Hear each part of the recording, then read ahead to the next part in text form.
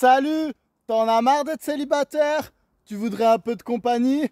Eh ben t'inquiète pas, cette vidéo elle est faite pour toi. Aujourd'hui, je vais te donner 5 astuces infaillibles pour trouver l'amour.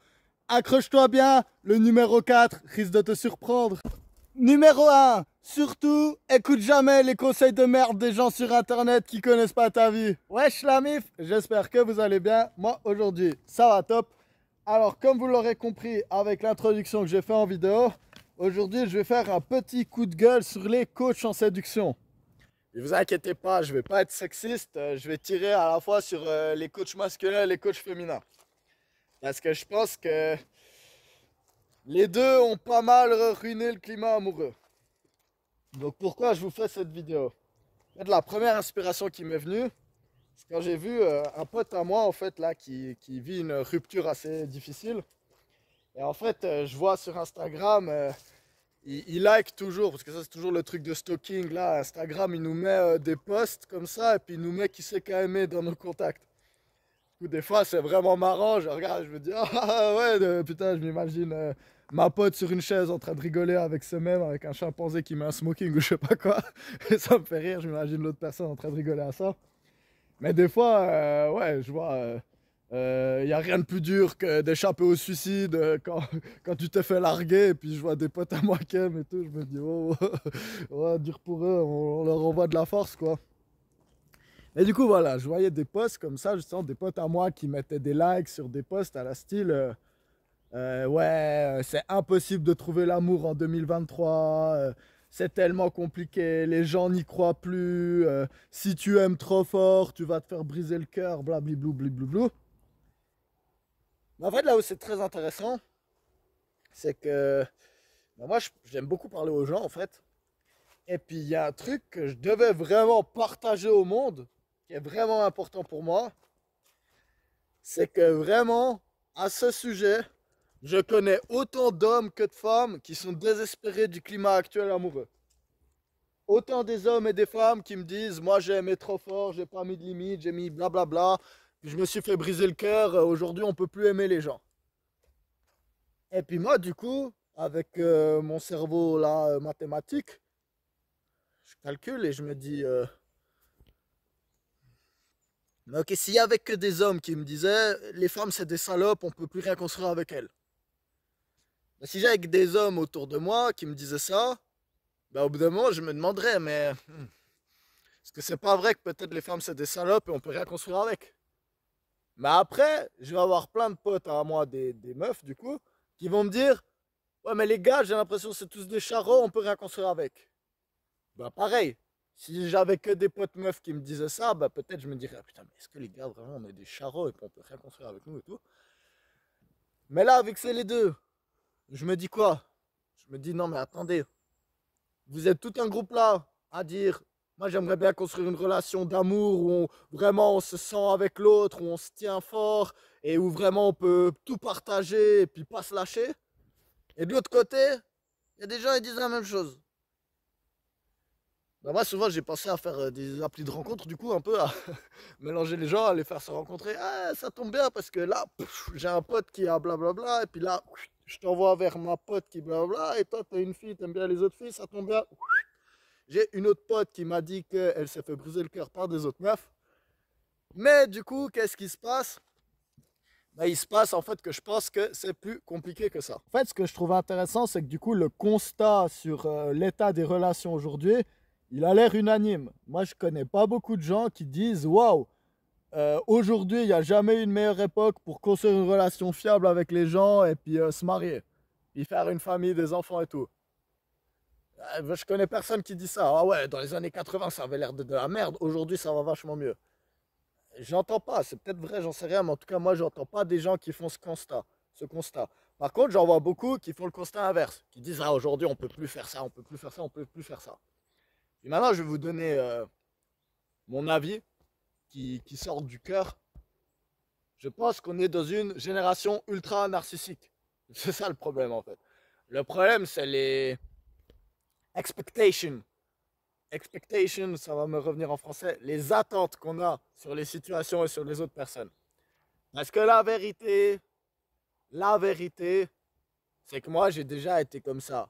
En mode, ouah, je voulais construire une relation sérieuse et puis l'autre personne m'a trahi et tout. Mais est-ce que moi, de mon côté, ça m'est pas arrivé d'être de l'autre côté de la barrière et qu'il y a une meuf qui dise, ouais, j'ai commencé un truc avec lui, ça avait l'air tout sérieux et tout, et du jour au lendemain, il s'est barré, il allait avec des autres filles. Voilà, moi je vous le dis, j'assume, j'ai pas toujours été cool, on n'a pas toujours été cool avec moi. Mais du coup, je pense que c'est cette position qui me fait dire, ah, c'est plus compliqué qu'il y a les gars méchants d'un côté, les filles méchantes de l'autre. Et puis voilà, on peut plus rien faire aujourd'hui en fait. On voit bien que la question, elle est beaucoup plus complexe. Et je pense que chacun a un peu de remise en cause à se faire. Mais du coup, pourquoi ces attentes, elles sont autant élevées aujourd'hui? Si vous voulez mon avis, les conseils qu'on lit sur Internet aujourd'hui, la plupart du temps, sont plutôt contre-productifs. C'est un peu comme l'armement nucléaire en fait. Donc pendant des centaines d'années, les hommes et les femmes se gardaient un peu leurs secrets de psychologie. Donc les hommes étaient entre eux, les femmes entre elles, et puis du coup c'était plus simple un peu de cacher leur secret agenda. Donc comment est-ce que vraiment ils séduisent, comment, qu'est-ce qu'ils attendent vraiment, c'est quoi les petits trucs cachés qu'ils font ou pas. Et aujourd'hui avec l'avènement d'Internet, ben, on voit les coachs en séduction, hommes et femmes des deux côtés, qui vont faire la course à donner des conseils. Ce qu'il faut comprendre, c'est que eux, la grande majorité du temps, ils font pas ça pour vous, hein. Ils font ça pour eux, pour eux-mêmes gagner de la thune. Donc ils sont obligés de vous faire croire que ça marche, que c'est des solutions miracles et tout. Et puis s'il y a un truc qui est sûr sur Internet, c'est qu'il suffit qu'on tienne la caméra. Il n'y a même pas besoin d'avoir de blouse blanche en fait. On tient la caméra, on se dit expert en quelque chose.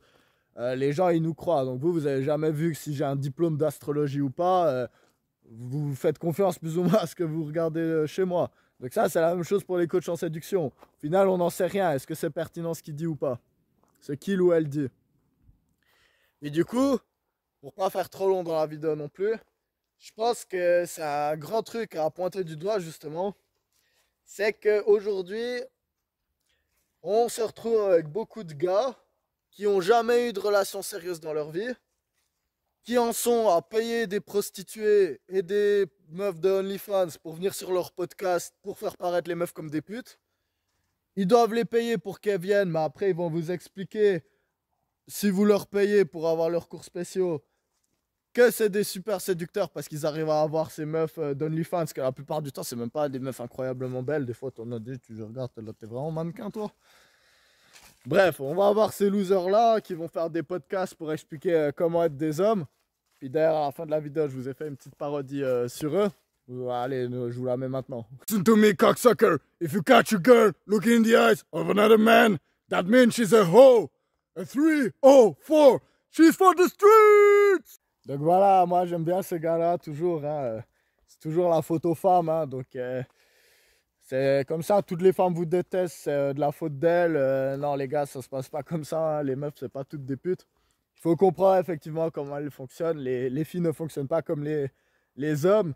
Mais tous ces gars-là qui donnent des conseils en étant ultra insécures sur leur truc, qui parlent de masculinité toujours, mais après toujours de contrôler la meuf et tout, parce qu'elle a une nature hyper gamme de salope qui va faire qu'elle va aller toujours chercher un meilleur gars. Ben, les gars, si vous êtes vraiment insécure que votre meuf va chercher un meilleur gars, ce qui est vrai en plus, ce qui est vrai, bah voilà, faut bosser plus sur vous et puis être moins dans le contrôle. Parce que si vous êtes un bon gars qui a les qualités qu'elle cherche, elle va même pas les regarder les autres gars dans la rue. Donc ce genre de vidéos, elles me font rire. De l'autre côté, on a aussi les podcasts de meufs là. Ceux-là, ils sont pas mal aussi pour faire avoir des attentes irréalistes aux meufs. Hein. C'est la même chose. Hein. On va avoir des anciennes pornstars là. Qui vont venir chier sur le patriarcat parce que les hommes les objectifient toujours. Des anciennes pornstars ou des meufs d'OnlyFans. C'est toujours marrant quand tu vends ton corps et tu dis qu'on t'objectifie. Ah voilà, ça c'est ça c'est un peu le double jeu féminin toujours. C'est à la fois oui, à la fois non. On vit dans cette zone grise. Mais du coup, ouais, les coachs en séduction féminine, elles sont marrantes aussi. Parce qu'elles vont mettre des attentes totalement irréalistes aux meufs. Elles vont déjà les mettre sur un piédestal absolu.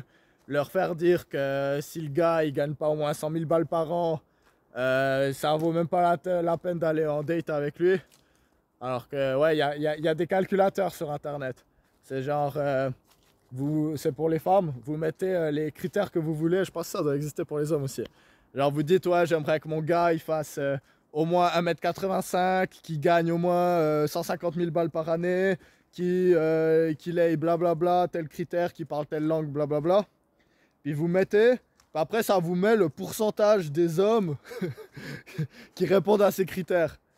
Ça, c'est super marrant à aller voir sur Internet, donc vous mettez ça. Surtout aux États-Unis où ils sont totalement à la ramasse. Alors j'ai l'impression qu'en Europe, on est quand même un peu plus terre à terre là-dessus. Mais ouais, en gros, on se retrouve avec des meufs qui disent, moi, je vais pas settle pour moins que ça. Et puis elles se retrouvent avec des critères qu'il n'y a que 0,05% des hommes qui vont justement répondre à ces critères. Puis la meuf, toute banale, qui n'a pas l'air d'avoir une personnalité agréable du tout, voilà, elle se fait des films aussi un peu. Je trouve que les coachs en séduction féminin, elles sont vachement marrantes aussi. Mais voilà, c'est tout autant des sociopathes, hein, on va le dire. Donc ça va être souvent apprendre à faire des techniques de manipulation détournées et tout. Et puis de jamais prendre la responsabilité sur soi. Donc voilà pour le petit exemple, ma petite imitation de la coach féminine en séduction. Coucou mes petites étoiles. Alors, vous sortez avec un gars dont vous n'êtes plus amoureuse depuis quelques mois déjà, mais vous refusez à le quitter parce qu'il vous apporte bien trop de confort matériel, de réassurance émotionnelle et un aspect pratique pour vos déplacements et vous payez à manger. Mais vous venez de rencontrer un nouvel homme qui est bien plus toxique et séduisant pour vous. Comment changer de relation sans paraître pour une salope? Eh bien écoutez, je vais tout vous expliquer dans cette vidéo. Ce que vous allez faire en fait, c'est être très mitigé avec lui. Alors un coup vous allez aller vers lui vraiment fort et après en fait vous allez le repousser. Et ce que vous allez faire c'est que pendant plusieurs semaines vous allez souffler le chaud et le froid sur lui. Ensuite ce qui est très important c'est que vous allez dire que vous savez qu'il vous trompe. C'est vous qui le trompez mais vous devez inverser les choses. Parce qu'en fait ce gaslighting va lui faire perdre les pédales et un jour en fait il risque de s'énerver, de vous crier dessus et là vous allez commencer à pleurer et vous allez dire que il est toxique masculin et du coup que vous allez aller vers une autre personne pour vous réconforter de ce qu'il vous a fait. Vous allez chez votre amant et ensuite vous lui avouez tout et du coup il va péter les plombs sur vous mais vous pourrez dire que c'est lui qui vous a poussé à faire ça et de cette manière vous n'aurez pas à le quitter et en plus vous paraîtrez pas pour une salope. De rien pour ce petit conseil les petites étoiles, je vous retrouve dans la prochaine vidéo. Donc voilà, ça c'était pour mon imitation du coach en séduction féminin. Donc sacrément toxique, hein, j'ai grossi le trait, pareil pour le gars, mais même en ayant exagéré le truc, faut comprendre qu'il y a des gens, c'est encore pire ce qu'ils disent, hein, le niveau de toxicité il est super haut. Du coup voilà, je vais m'arrêter là dans cette vidéo. J'espère qu'elle vous aura fait marrer, moi en tout cas ça m'a fait marrer de vous faire ce petit sketch. Je vais revenir prochainement pour vous parler de manière sérieuse et moins sérieuse de mon avis sur le climat amoureux en 2023 et puis pourquoi pas m'aventurer à vous donner des conseils. Donc voilà un peu ce que j'ai pu apprendre en parlant aux gens un peu de tout horizon différent. L'avantage que j'ai c'est que les gens ils se confient beaucoup à moi, surtout les gens d'internet, ils me racontent leur vie dans les moindres détails, ils ont pas honte, ils me disent les choses, ils me disent ouais écoute c'est pas très bien ce que j'ai fait mais je vais te dire comme ça t'as toute l'histoire.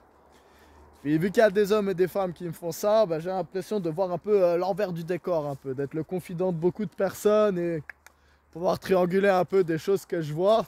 Oula, c'est pas une vidéo si j'ai pas failli me péter la gueule. Du coup voilà, je vais vous faire ça tout bientôt.